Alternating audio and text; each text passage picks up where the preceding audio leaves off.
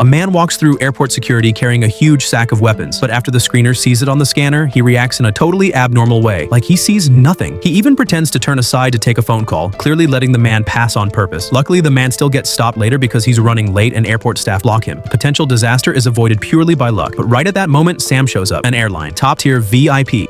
Miss, how bad can it be?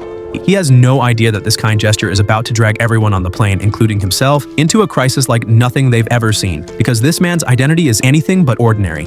Make the trade.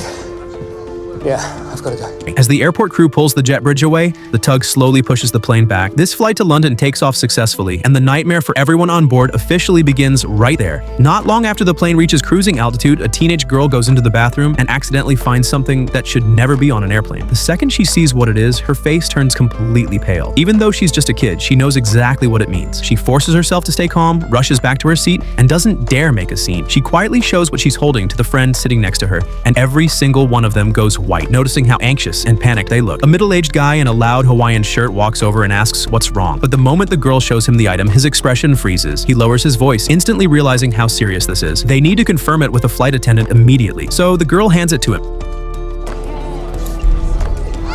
A bullet on a civilian passenger jet at 30,000 feet. That's an extremely dangerous sign, because if there's a bullet, it means someone got a handgun onto the plane. The guy grips the bullet and quickly walks through business class straight toward the crew area, where he finds a flight attendant preparing meal service. But surprisingly, he doesn't mention the bullet at all. I need a very quick word, please.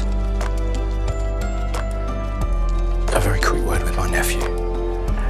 Sorry, you're not actually allowed in first?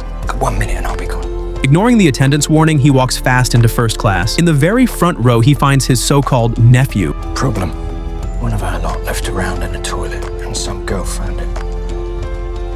We bring it forward. But the truth is, they're not related at all. They're hijackers on this flight. Their original plan was to wait 3 hours after takeoff before starting the hijacking. But because the bullet was accidentally discovered, they have to move early. Sam is sitting in the back of first class. He can't clearly hear what they're saying, but from their tense faces, he can tell something is very wrong. After the guy leaves first class, he deliberately puts on a green baseball cap. The green cap is the action signal the hijackers agreed on in advance, a warning to their partners scattered around the cabin. They're about to go into action. Be ready to strike at any moment.